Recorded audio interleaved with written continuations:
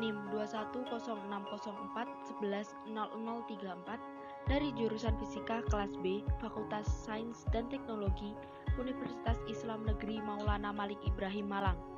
Di sini saya ingin melengkapi tugas UAS mata kuliah Pancasila tentang video simulasi mengajar dengan dosen pengampu Moh Kamilus Zaman MPDI.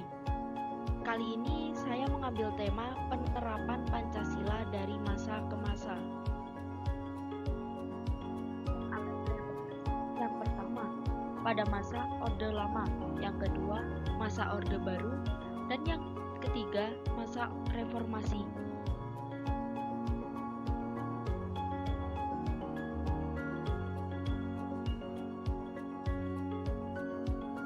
Penerapan Pancasila pada masa Orde Lama terjadi pada tahun 1959 hingga 1966, serta dikenal sebagai demokrasi terpimpin. Dalam penerapannya pun diperlukan proses adaptasi, di mana sebagian masyarakat ada yang merasa setuju dan sebagian lagi ada yang merasa keberatan. Namun, dalam penerapannya ditemui beberapa tindakan penyimpangan terhadap Pancasila. Salah satunya ialah pemberontakan PKI yang dilakukan oleh DN Aidit pada tanggal 30 September 1965.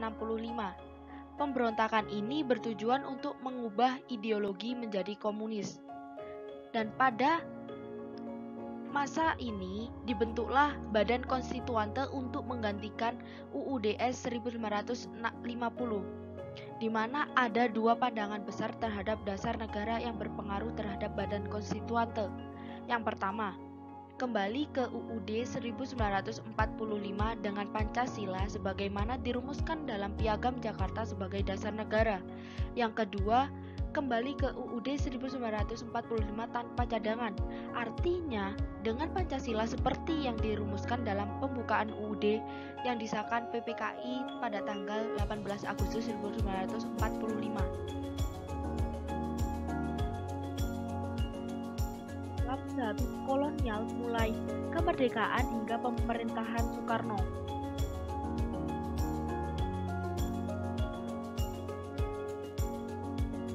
Dan 1959 telah berakhir pula era demokrasi dengan ditandai awal berlakunya sistem pemerintahan demokrasi terpimpin di Indonesia. Soekarno mengeluarkan dekrit menggunakan beberapa alasan.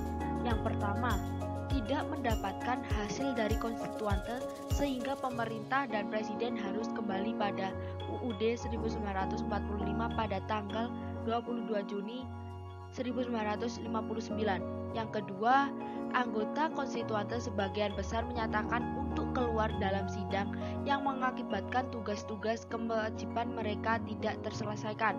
Yang ketiga, membahayakan pada ketatanegaraan dan keselamatan negara dari beberapa keadaan yang ada. Pada akhirnya, dekrit presiden dikeluarkan pada tanggal 5 Juli 1959 oleh Insinyur Soekarno yang berisi tentang membubarkan konstituante serta kembalinya ke UUD 1945 yang menjadi konstitusi negara serta pembentukan MPRS dan DPA.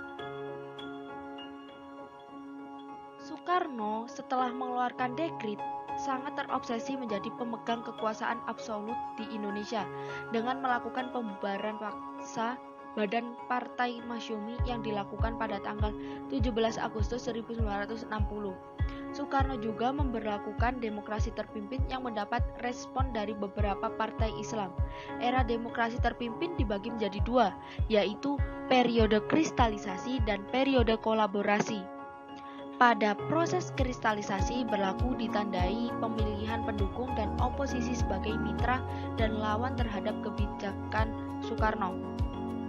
Sedangkan pada periode kolaborasi berlaku ditandai dengan adanya kerjasama antara partai Islam dan demokrasi terpimpin serta partai komunis sebagai pilar penyangga.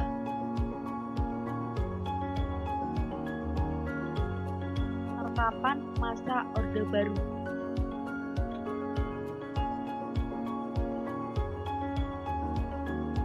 Saat Soekarno ditetapkan menjadi presiden, dalam masa pemerintahnya Soeharto berusaha untuk memulihkan kembali beberapa kekacauan yang sebelumnya pernah terjadi di Indonesia.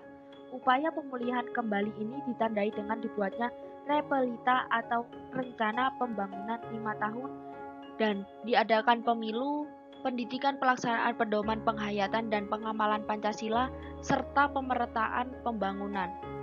Tentunya, upaya pemulihan oleh Soeharto ini mengacu pada nilai yang terkandung dalam Pancasila. Contohnya, pemerataan pembangunan ini bisa dikaitkan dengan sila kelima, yaitu keadilan sosial bagi seluruh rakyat Indonesia. Dalam pemerintahan Soeharto juga ditemui beberapa masalah seperti kasus KKN atau korupsi, kolusi, dan nepotisme.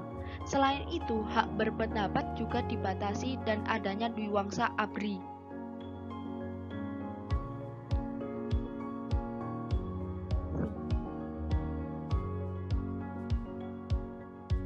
Masa reformasi dimulai saat Soeharto mundur dari jabatannya dan digantikan oleh B.J. Habibie.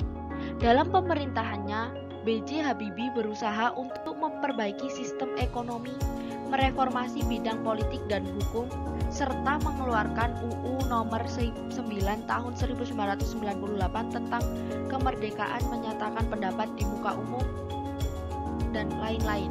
Mulai pada masa reformasi, penerapan Pancasila sebagai ideologi negara terus digaungkan hingga saat ini.